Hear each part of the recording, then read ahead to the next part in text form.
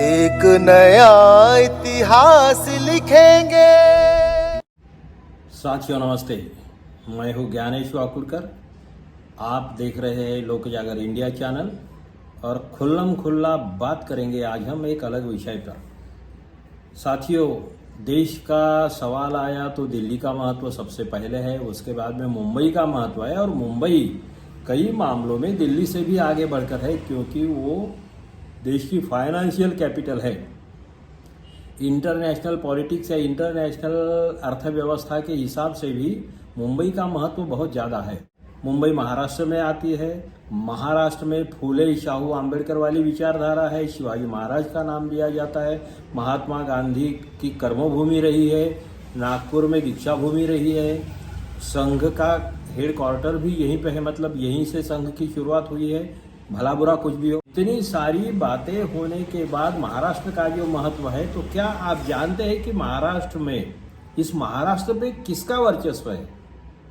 शरद पवार का, यशवंतराव चौहान का, या और किसी का? ये जब सोचेंगे, इस पर जब हम विचार करेंगे, तो आपको ताज्जुब होगा कि ये ना शरद पवार का महाराष्ट्र है, ना यशवंतराव चौहान का है, ना वसंतराव नाईक का है, किसी और का नहीं। ये महाराष्ट्र में अगर किसी का रुतबा रहा है तो वो सिर्फ ठाकरे फैमिली का रहा है। सिर्फ ठाकरे फैमिली, और सिर्फ पॉलिटिक्स में नहीं, तो सामाजिक क्षेत्र में, राजनीतिक क्षेत्र में, पत्रकारिता के क्षेत्र में, कला के क्षेत्र में, साहित्य के क्षेत्र में महाराष्ट्र में ठाकरे फैमिली का रुतबा जो है सालों पुराना है। केशव सीताराम ठाकरे ये महाराष्ट्र के सामाजिक जीवन में बहुत बड़ा नाम है, जिनको प्रबोधनकार के नाम से जाना जाता है। उन्होंने अस्पृश्यता के मामले में काम किया, बाल विवाह के विरोध में काम किया, हुंडा पद्धति के मतलब दहेज सिस्टम के खिलाफ काम किया, अंधश्रद्धा के खिलाफ काम किया, कई मुहिम चलाई। प्रबोधनकार ठाकरे की किताबों का नाम ही आप अगर सुनते हैं, प्रबोधनकार ठाकरे एक लेखक थे, पत्रकार थे, समाज सुधारक थे, बहुत अच्छा वक्ता थे, संयुक्त महाराष्ट्र की मूवमेंट में बहुत बड़े नेता थे। और उन्होंने लिखी हुई किताबों के नाम ही अगर आप सुन लेते हैं तो भी आपको पता चलेगा कि जैसे उनका ये है प्रबोधन, ये साप्ताहिक भी था उनका, देवळाचा धर्म आणि धर्माची देवळे। यानी जो टेम्पल्स होते हैं, जो मंदिर होते हैं, उनका जो धर्म क्या होता है, तो लोगों को लूटना, लोगों अपनी कमाई करना, लोगों को बेवकूफ़ बनाना, और अपने अपने धर्म की अलग अलग देवालय होती है। हिंदू धर्माचे दिव्य, भिक्षुकशाहीचे बंड, बोले तो ब्राह्मण, भिक्षुकशाहीचे बंड, माझी जीवन गाथा, दगलबाज शिवाजी, खरा ब्राह्मण, महाराष्ट्र चरित्र ग्रंथमाला, संत गाडगे बाबा जैसे कई किताबें उन्होंने लिखी है। और देवळाचा धर्म आणि धर्माची देवळे, ये किताब तो ऑल टाइम हिट है। उसका कई मामलों में सामाजिक संदर्भ में बार बार उल्लेख किया जाता है, बार बार उसका रेफरेंस दिया जाता है। उन्हीं के सुपुत्र बाला साहब ठाकरे, जिनका नाम था बाल केशव ठाकरे, जिनको बाला साहब के नाम से और हिंदू हृदय सम्राट के नाम से वो बहुत पॉपुलर है, उसी नाम से जाना जाता है। शिवसेना प्रमुख भी थे। उन्होंने शिवसेना की स्थापना की थी और पॉलिटिक्स किया, सामाजिक क्षेत्र में भी रहे। उन्होंने हिंदुत्व की राजनीति की, मराठी माणूस की राजनीति की। एक कट्टर हिंदुत्व समर्थक बाला साहब ठाकरे, उन्होंने मार्मिक शुरू किया था, एक कार्टून वीकली था, कार्टून साप्ताहिक था, और फिर सामना दैनिक था, फिर दोपहर का सामना करके मिड डे पेपर भी शुरू कर दिया था। तो इतना सारा काम करने वाले बाला साहब ठाकरे एक पत्रकार थे, एक कार्टूनिस्ट थे, एक जर्नलिस्ट थे, फिर खुद के पेपर भी शुरू कर दिए। उन्होंने शिवसेना शुरू कर दी, और फिर मजदूरों के लिए, लेबर लोगों के लिए यूनियन की, उसमें कामगार सेना बनाई, श्रमिक सेना बनाई, स्थानीय लोकाधिकार समिति, स्थानीय लोगों के कई सारे मसले उन्होंने हल किए। बहुत आक्रामक तरीके की से संगठना चलाई, और ये कामगार संगठना चलाते चलाते वो राजनीति में आ गए। शिवसेना चुनाव में उतरी, फिर मुंबई के महापौर पद उनको मिला, मतलब शिवसेना को। वो उन्होंने बाला साहब ठाकरे ने कभी कोई सत्ता का पद लिया नहीं, चुनाव भी लड़े नहीं और लड़ने वाले भी नहीं थे, और इसीलिए उनका बहुत ही महाराष्ट्र में उनको बहुत ही अलग निगाहों से देखा जाता है। बड़े बड़े बीजेपी के नेता भी उनके घर में जाते थे मिलने के लिए, वो किसी को मिलने के लिए नहीं आते थे। शिवसेना की स्थापना 1966 में की थी, और मेन बात यह है कि शिवसेना के भरोसे पे ही बीजेपी ने महाराष्ट्र में अपना परचम लहराया। शिवसेना के 3 मुख्यमंत्री बने, ये सब सारा क्रेडिट बाला साहब ठाकरे को जाता है। मनोहर जोशी पहले मुख्यमंत्री थे, बाद में नारायणराव राणे बने, फिर उद्धव ठाकरे खुद बने। 3 मुख्यमंत्री बनने के बाद में कई आमदार, कई सांसद, केंद्रीय मंत्री, लोकसभा का स्पीकर वगैरह शिवसेना ने बनाया। बाला साहब ठाकरे की मेन उपलब्धि ये है, वो हिंदुत्ववादी नेता तो कहलाते थे, खुद को हिंदू हृदय सम्राट भी कहलाने में उन्हें बड़ा गर्व महसूस होता था और लोग बोलते भी थे।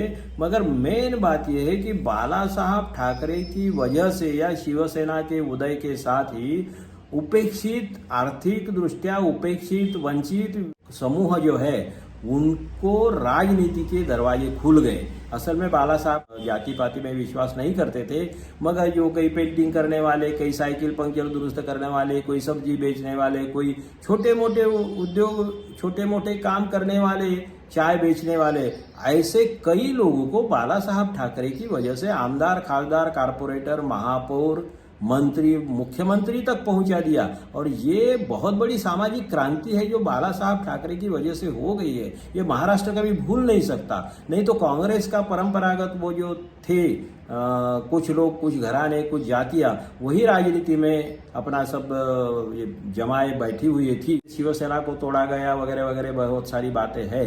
लेकिन अब इसके बाद में जो है उद्धव ठाकरे उनकी विरासत को संभाल रहे हैं। उद्धव ठाकरे के बाद में आदित्य ठाकरे के हाथ में वो शिवसेना का जाएगा, सूत्र जाएगा। लेकिन आज हम बात कर रहे हैं एक प्रबोधनकार ठाकरे, उनके सुपुत्र बाला साहब ठाकरे, फिर बाला साहब के सुपुत्र उद्धव ठाकरे, और उद्धव ठाकरे के साथ साथ बाला साहब के भतीजे राज ठाकरे। इनके मामले में आज का हमारा मेन विषय ही वो है कि ठाकरे घराने का, ठाकरे फैमिली का जो अभी भी परचम लहरा रहा है महाराष्ट्र में, हर फील्ड में असर उनका है। तो वो देखेंगे तो उद्धव ठाकरे प्रभावी है या राज ठाकरे प्रभावी है। इसमें भी एक बात यह है कि बाल ठाकरे या प्रबोधनकार ठाकरे, इनको लोग मराठा समझते थे। बाला साहब क्योंकि शिवाजी महाराज के नाम से शिवसेना थी, जय भवानी जय शिवाजी का नारा भी लगाते थे, और मेरा मराठा, मर्द मराठा, ऐसी बातें बाला साहब बार बार करते थे सभाओं में। इसलिए लोगों को लगा कि वो खुद भी मराठा है, और ठाकरे ये सरनेम मराठाओं में है, ठाकरे ये सरनेम कुणबियों में है जो मराठा भी समझे जाते हैं। तो लोगों को भी लगता था शिवसेना के पहले शुरुआती के समय में कि भाई ये मराठा है, लेकिन वो सीकेपी है। और सीकेपी लोगों की सबसे बड़ी दिक्कत ये है कि सीकेपी को ब्राह्मण समाज खुद के बराबरी का मानते नहीं है, और ओबीसी या बहुजन समाज सीकेपी को उच्च वर्णीय मानता है, मतलब ब्राह्मणों के बराबरी में मानता है, इसलिए उनको उच्च वर्णीय। पहले बाला साहब ठाकरे के मामले में भी यही कन्फ्यूजन था कि कोई बोलते थे मराठा है, कोई बोलते थे ब्राह्मण है। लेकिन सीकेपी और ब्राह्मण में बहुत झगड़ा है। बाजी प्रभु देशपांडे सीकेपी समाज के थे, ये बात है। मेन बात यह है कि बाला साहब ठाकरे और प्रबोधनकार ठाकरे, इनके विचारों में बहुत फर्क था। वो एकदम से प्रोग्रेसिव विचारों वाले थे, लेकिन बाला साहब ठाकरे टोटल धार्मिक थे। हिंदू करते थे, धर्म करते थे, जाति पाति नहीं मानते थे, ये बात सही है, लेकिन धार्मिक, कट्टर धार्मिक नेचर उनका था।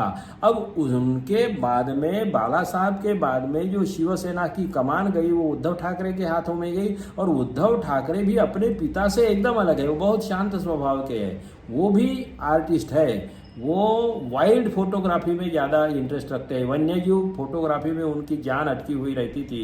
वो शिवसेना के समय, मैं भी जिला प्रमुख था शिवसेना का, बाला साहब ठाकरे से बहुत करीबी रिश्ते आए मेरे, बहुत कई बार बातें, भाषण चर्चा वर्चा बहुत हो गई। तो मैं विधानसभा का कैंडिडेट भी था, वो खैर छोड़िए वो उन बातों को। लेकिन तब उस समय उद्धव ठाकरे एक्टिव नहीं थे, उद्धव ठाकरे अपने वाइल्ड फोटोग्राफी में ही इंटरेस्टेड थे।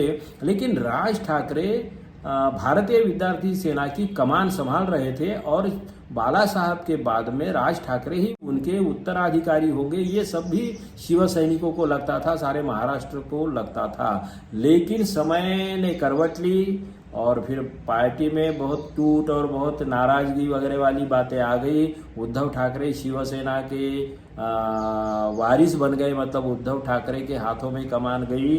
राज ठाकरे अलग हो गए, राज ठाकरे ने अलग पार्टी बनाई अपनी। लेकिन अब रही बात यह है तो राज ठाकरे की पार्टी आज कहीं नहीं है। उनके एक बार पहले ही स्ट्रोक में 13 एमएलए आए थे, वो बहुत बड़ा चमत्कार था एक तरीके से। उद्धव ठाकरे की भी अच्छी ताकत थी, अभी भी उनके पास में बहुत बुरे हालत में भी 20 से ऊपर एमएलए है, 9 सांसद है और राज्यसभा में भी है। लेकिन वो बहुत साइलेंट आदमी है, लोक भावना भी बहुत अच्छी है, बहुत रिस्पेक्ट है उनका।